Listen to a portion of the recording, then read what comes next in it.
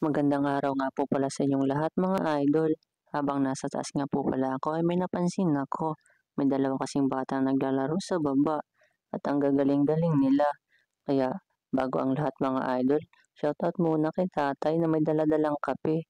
Ang sarap talagang magkape lalo na pagkapiling mo siya. Ay, pero mga idol minsan nakakabaliw din yung kape. Lalo na pag alam mong kapiling na siya ng iba. Pero mabalik po tayo mga idol sa dalawang batang naglalaro sa baba. Kung mapapansin nyo naman ay ang gagaling talaga. Kaya nga mga idol, napahanga ako sa kanila at kinunan ko sila ng video.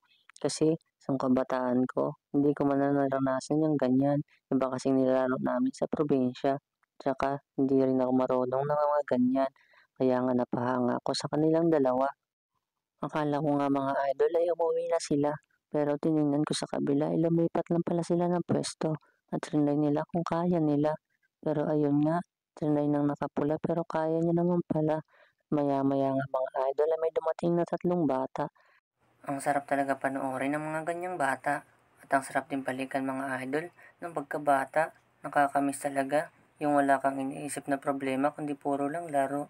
Makapaglaro ka lang noon ay okay na.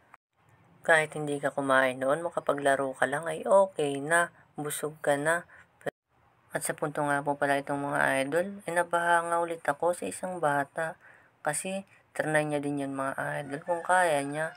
Pero ayun nga mga idol, trinay niya at kaya niya naman talaga. Sabay tingin sa nakablo.